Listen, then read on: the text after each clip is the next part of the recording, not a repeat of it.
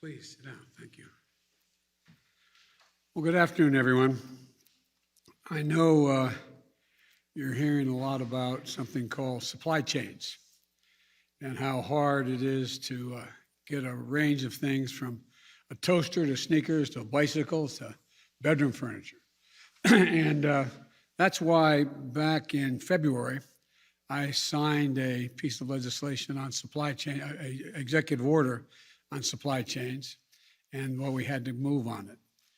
And with the holidays coming up, you might be wondering if gifts you plan to buy will arrive on time. Well, let me explain. Supply chains essentially mean how we make things and how the material and parts get delivered to a factory, so we can manufacture things and manufacture them here. How we move things, how a finished product moves from a factory to a store to your home. And today we have an important announcement that will get things you buy to the shelves faster. I'm joined by the Executive Director of the Ports of Los Angeles and Long Beach, Gene Soroka, and Mario Cordono. I apologize, Mario. And the President of the International Longshoremen's Union, Willie Adams. Los Angeles and Long Beach are home to two of the largest ports in America, and together these ports are among the largest in the world. And the best way to make that point is that 40% of shipping containers that we import into this country come through these two ports. And today we have some good news. We're going to help speed up the delivery of goods all across America. After weeks of negotiation and working with my team and with the major union retailers and freight movers, the Port of Los Angeles announced today that it's going to begin operating 24 hours a day, 7 days a week. This follows the Port of Long Beach's commitment to 24/7 that it announced just weeks ago. 24/7 system, what most of the leading countries in the world already operate on now, except us, until now. This is the first key step toward moving our entire freight, transportation, and logistical supply chain nationwide to a 24/7 system. Here's why it matters.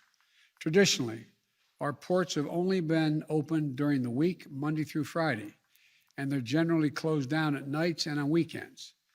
By staying open 7 days a week, through the night and on the weekends, the Port of Los Angeles will open over 60 extra hours a week will be open. In total, that will almost double the number of hours that the port is open for business from earlier this year. That means an increase in the hours for workers to be moving cargo off ships onto trucks and rail cars to get to their destination. And more than that, the night hours are critical for increasing the movement of goods because highways are less crowded in the evening, at night. In fact, during off-peak hours in Los Angeles, cargo leaves the port at a 25% faster pace than during the day shift. So by increasing the number of late night hours of operation and opening up for less crowded hours when the goods can move faster, today's announcement has the potential to be a game changer. I say potential because all of these goods won't move by themselves. For the positive impact to be felt all across the country and by all of you at home, we need major retailers who order the goods and the freight movers who take the goods from the ships to factories and to stores to step up as well. These private sector companies are the ones that hire the trucks and rail cars and move the goods. On this score, we have some good news to report as well. Today, Walmart, our nation's largest retailer, is committing to go all in on moving its products 24/7 from the ports to their stores nationwide. Specifically, Walmart is committing as much as a 50% increase in the use of off-peak hours over the next several weeks. Additionally, FedEx and UPS, two of our nation's biggest freight movers, are committing today to significantly increase the amount of goods they're moving at night. FedEx and UPS are the shippers for some of our nation's largest stores, but they also ship for tens of thousands of small businesses all across America. Their commitment to go all in on 24/7 operations means that businesses of all sizes will get their goods on shelves faster and more reliably. Accordingly, according to one estimate, together, FedEx and UPS alone move up to 40% of packages in America, up to 40%. And other companies are stepping up as well. They include Target, Home Depot, and Samsung, that have all committed to ramp up their activities to utilize off-peak hours at the ports.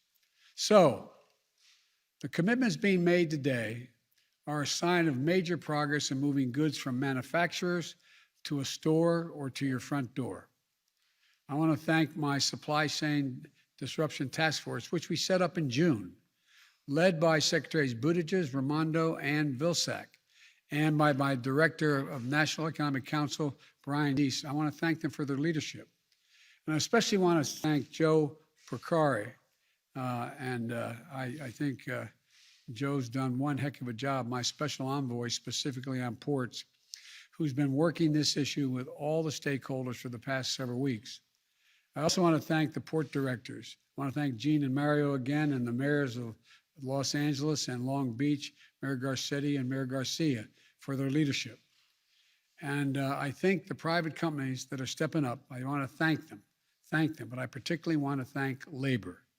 Willie Adams of the Longshoremen and Warehouses Union, who is here today, the Teamsters, the rail unions from the Brotherhood of Railroad Signalmen, and the International Association of Machinists, to the American Train Dispatchers Association, to Sheet Metal, Air and Rail, and Transportation Workers Union, known as SMART.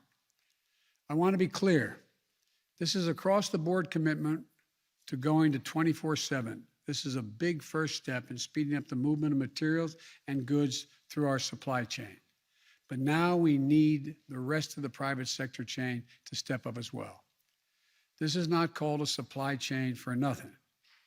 This means that terminal operators, railways, trucking companies, shippers, and other retailers as well.